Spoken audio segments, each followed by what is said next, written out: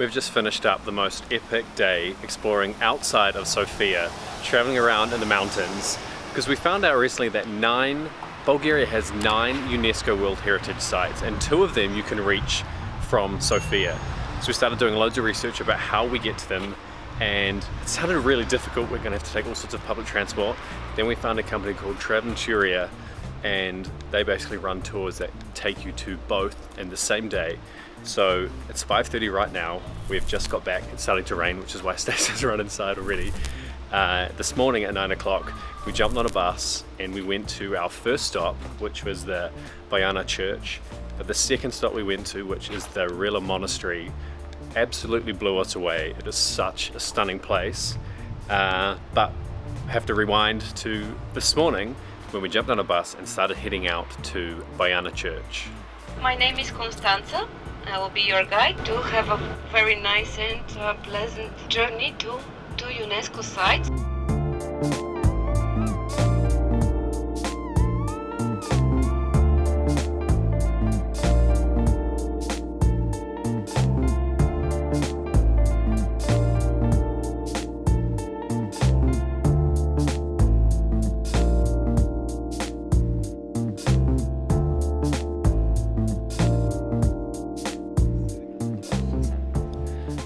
So it was about 30 minutes on a very nice bus, actually. We thought it was going to be like a little shuttle, but it's like a full, comfortable, air-conditioned Wi-Fi bus. Nice seats.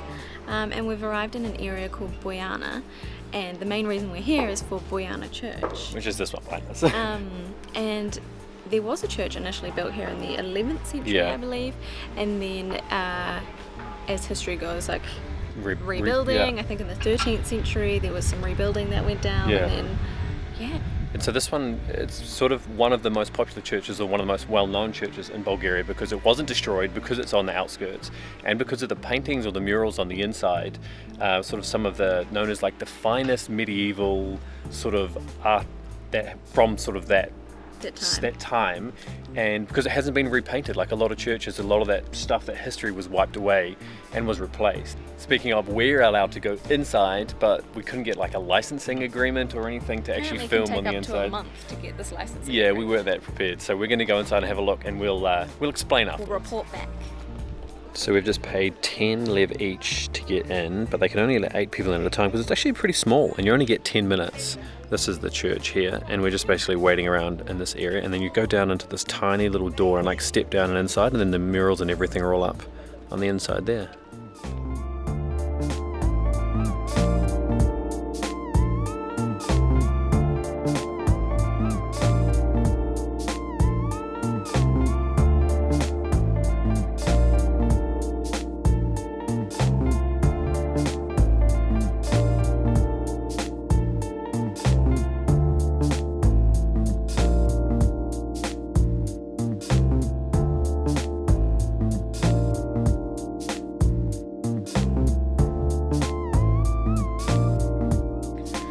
Just come out from inside the church. I feel bad that we couldn't take everyone with us. I know.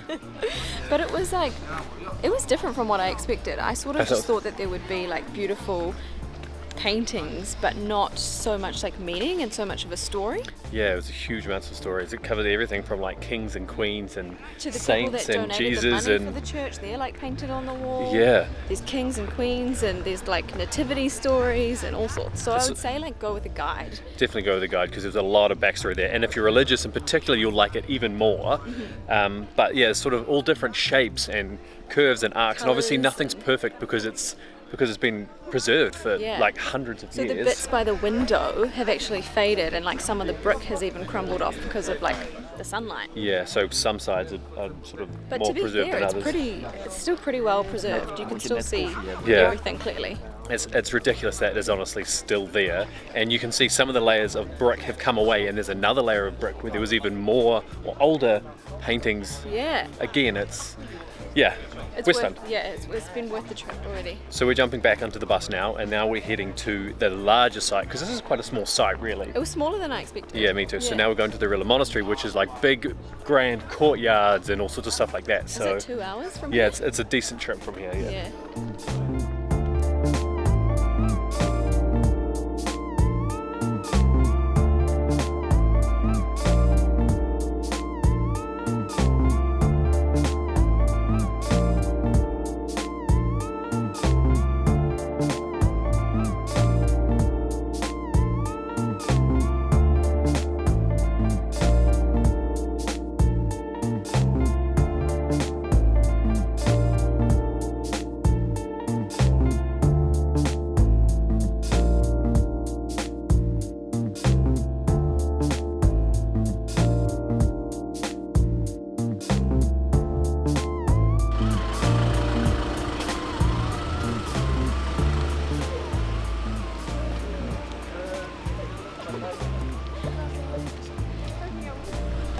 So just arrived at the monastery after, it's about another hour and a half, although I think we're about 120 k's in total out of Sofia, and it's about 5 degrees less Celsius in terms of temperature up here, just because we're about 1,100 meters above sea level at the moment.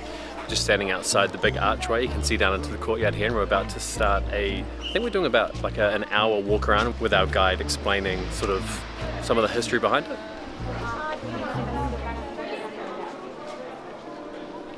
Wow, this is a much bigger site, isn't it? I've never seen structures like this, architecture like this, painting with this black and white. I've never seen that in Europe anywhere. Have you seen anything like this? No, it feels a bit like a candy land or something. And then there's all the cobblestones. It's not even cobblestones. It's just like Grass. it's just stones, basically, rocks with grass in between it. And then you can already see some of the frescoes over there, some of the murals. Wow, I'm blown away by this.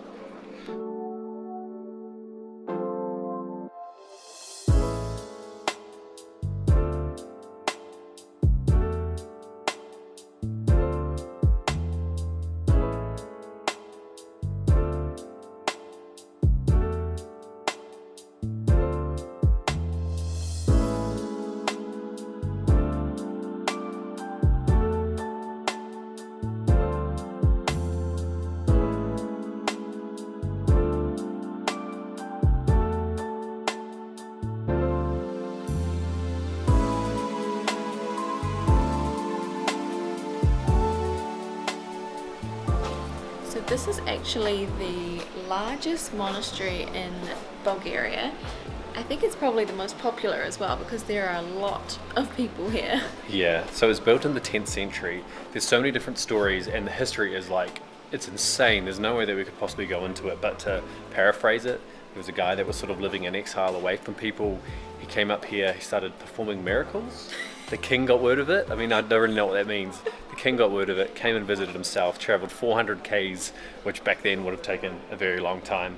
And then basically monks started to come and join, and then it just became, over time, once they built the monastery, to sort of be the place that everybody could come to and worship and perform more miracles.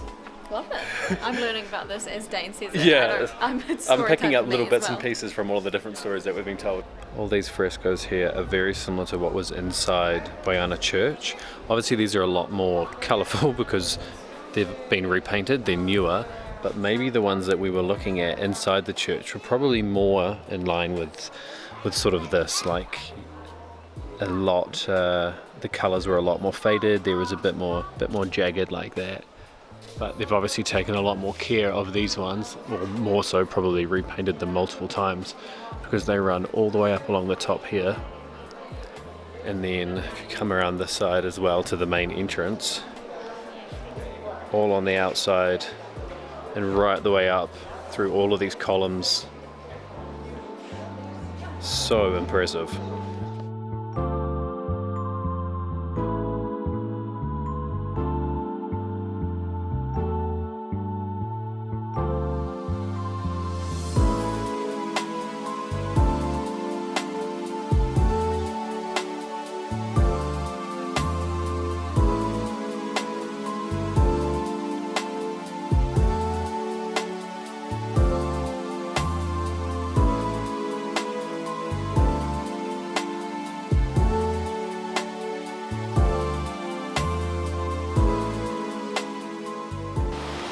So this is the backside of the monastery. We've just come out from this door here.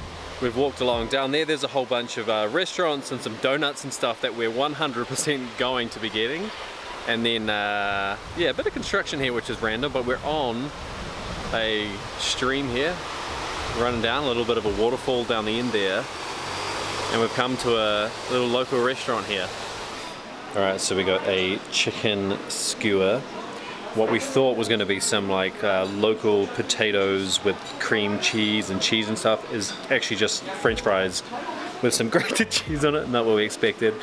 Coke Zero, couple of chicken breasts there, and then we've got a Shopska salad coming as well.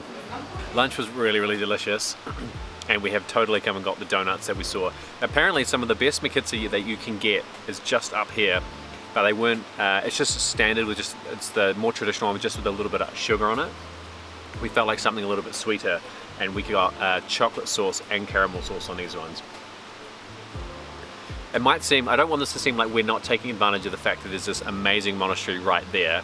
We've spent a lot of time in there. Yeah, we spent a lot of time in there. There's actually 2.5 hours. 1 hour of that is walking around with the guide, who we haven't featured much today because she's a little bit shy, and she said to us she didn't particularly want to be on camera, so we're good with that. There was so much information that we did learn, but we're just, then we've had like an hour sitting down and having lunch, about an hour in there already, and we've got a half an hour more to quickly eat these, and we're going to go back in and just spend another 10 or 15 minutes just absolutely enjoying it, because like I'm still just almost speechless. I want to go back in and see how we feel the second time. It's a really hard place to describe. So we've just come back inside now, and it is just as amazing second time around. It's incredible. The tour today has also been amazing. It hasn't felt too rushed, which is nice because often tours do. We've had like a good amount of time at each place. Plenty of time to sit down and for moments like this, enough time for donuts too. Yeah, always a plus. Definitely took the load off in terms of our planning, because trying to figure out public transport or taxis, how to get to both of these places was going to be an absolute nightmare. And I think to hit 2 UNESCO sites in one day made our lives super easy. So there'll obviously be a link below if you want to look into the other tours and stuff that Traventuria actually offer. But for now, we're going to sit down, enjoy the mountains, the birds, the chirping, the peacefulness, and we'll see you next time. So thank you so much for watching. I'll catch you in the comments. Bye.